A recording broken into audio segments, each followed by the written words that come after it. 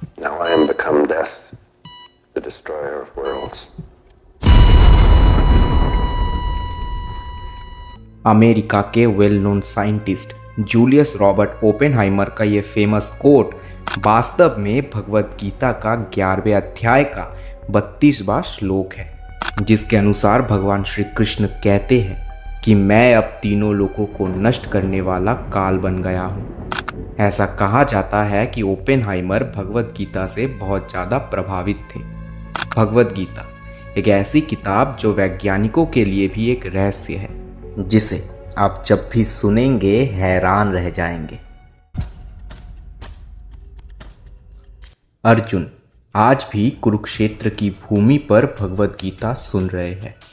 महाभारत का युद्ध हजारों वर्ष पहले द्वापर युग के अंत में समाप्त हो चुका है, लेकिन अगर आपसे कहा जाए कि क्या महाभारत का युद्ध अभी भी जारी है, जी हाँ, ऐसा हो सकता है दूसरे ब्रह्मांड में। 1957 में जब फिजिसिस्ट ह्यू एवरेट ने पहली बार ऑल्टरनेट रियलिटी और मल्टीवर्स के बारे में बात किया, तभी से विज्ञान की दुनिया में मल्टीवर्स के सिद्धांतों को बढ़ावा मिला। लेकिन भगवत गीता के कुछ अध्यायों में इसकी चर्चा पहले भी की जा चुकी है। ये संपूर्ण संसार और इसमें रहने वाले सभी ब्रह्मांड मेरे अस्तित्व का एक छोटा सा हिस्सा है। इस बात को भगवत गीता के 10वें अध्याय में कहे गए श्लोक में समझा जा सकता है कि हमारे ब्रह्मांड के अलावा भी कई ब्रह्मांड है जो श्री कृष्ण का अंश है। भगवत गीता के 11वें अध्याय में भगवान श्री कृष्ण ने अर्जुन से कहा था कि पूरा ब्रह्मांड उन्हीं से बना है। अर्जुन की प्रार्थना करने पर श्री कृष्ण ने उसे अपना विश्व रूप दिखाया। उनके कई सिर, कई भुजाएं और हाथों में तरह तरह के अस्त्र थे। उनका विश्व रूप अनेक रंगों और आकृतियों से मिलाकर बना था और अर्जुन को वो हर जगह हर दिशा में दिखाई देने लगा और उन्हें श्री कृष्ण के शरीर में हमारे ब्रह्मांड की तरह अलग अलग ब्रह्मांड दिखाई देने लगे। और तब अर्जुन को एहसास हुआ कि जिस श्री कृष्ण को वो अपना मित्र मानते थे, वो वास्तव में पूरे ब्रह्मांड के निर्माता है। लेकिन यदि सभी ब्रह्मांड श्री कृष्ण से बने हैं, तो वे अलग अलग समय में कैसे घूम रहे हैं?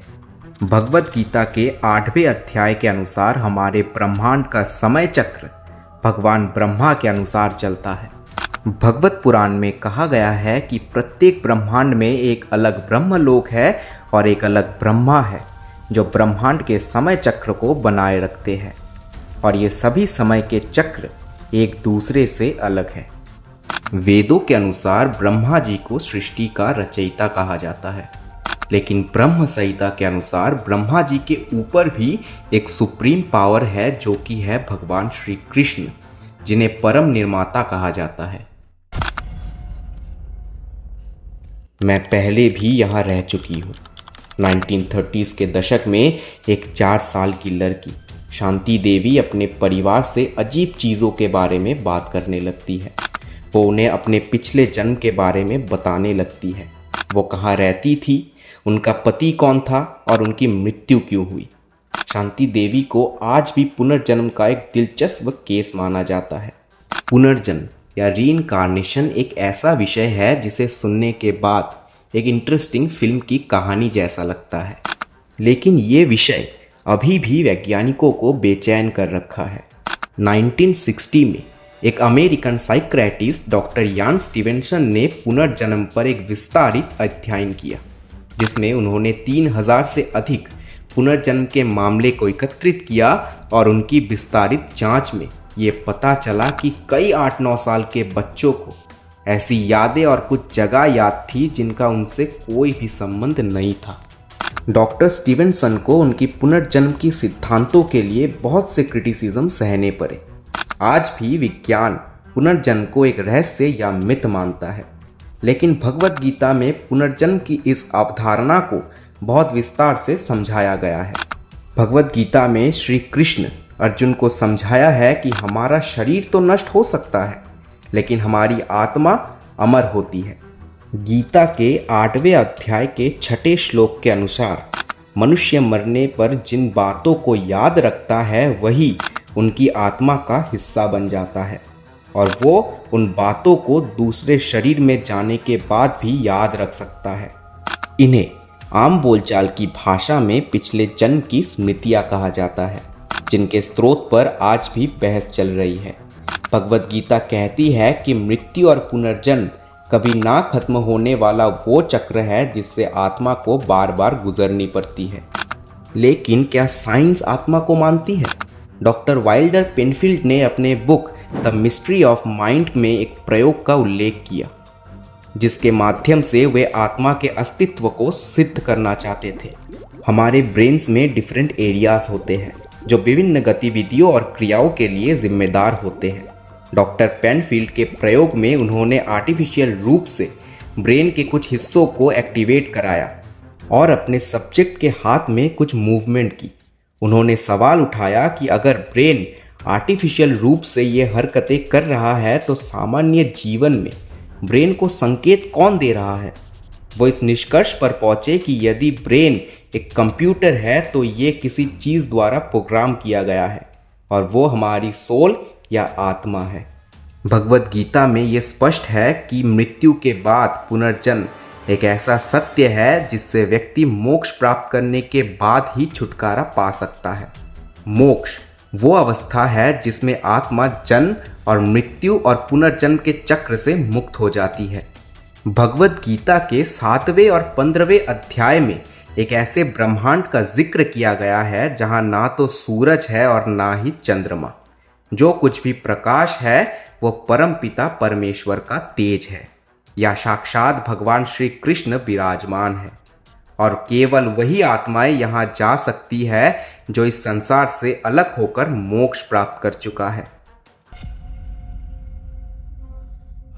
हमारी दुनिया वास्तव में एग्जिस्ट ही नहीं करती। हम जिस आकाश से घिरे हुए हैं वो आकाश नहीं बल्कि हमारे फ़ोन की स्क्रीन की तरह एक कांच है और हम एक सिमुलेशन यानी नकली दुनिया के कैरेक्टर्स हैं जो किसी के द्वारा नियंत्रित होते हैं। 2003 में फिलोसोफर नीक बोस्ट्रॉम ने इस सिमुलेशन थ्योरी का प्रस्ताव रखा, जिसके अनुसार एलियंस का भविष्य का समाज हमें नियंत्रित कर रहा है और हमारी दुनिया हकीकत में नहीं बल्कि एक इल्यूजन है। लेकिन आश्चर्य की बात यह है कि इस इल्यूजन का उल्लेख सदियों पहले हमारे वेदों में किया गया है, जिसे माया कहा जाता है, यानी एक धोखा, कुछ ऐसा जो वास्तव में एग्जिस्ट ही नहीं करती। यानी एक सिमुलेशन गेम की तरह हम अपनी दुनिया को अपने इच्छा अनुसार डिज़ाइन कर सकते हैं और उन्हें जब भी मन चाहे मिटा सकते हैं। इसी प्रकार 9वें अध्याय के अनुसार भगवद गीता में श्री कृष्ण ने भौतिक संसार और इसमें रहने वाले सभी प्राणियों की रचना की है और वे इस संसार को नष्ट भी कर सकते हैं। और तो और जिस सिमुलेशन सिद्धांत को वैज्ञानिक समझने की कोशिश कर रहे हैं उसे श्री कृष्ण ने पहले ही श्रीमद् भगवद गीता में समझाया था। फर्क सिर्फ इतना है कि जहाँ कुछ लोग सोचते हैं कि एलियंस हमें नियंत्रित कर रहे हैं, वही श्रीमद् गीता हमें कहती है कि हम उस ब्रह्मांड का एक हिस्सा है जो भगवान के द्वारा नियंत्रण में है, जो कि श्री कृष्ण का ही रूप है। भगवद गीता में ध्यान और योग के महत्व का बार बार उल्लेख किया गया है, लेकिन क्या आप जानते हैं कि ध्यान की शक्ति दुनिया में हो रहे अपराधों को भी रोक सकती है? साल 1993 अमेरिका के वॉशिंगटन डीसी का एक छोटा सा शहर अपराध और बुराई से पीड़ित था, जहां एक और शहर की पुलिस अपराधों को कम करने की कोशिश कर रही थी।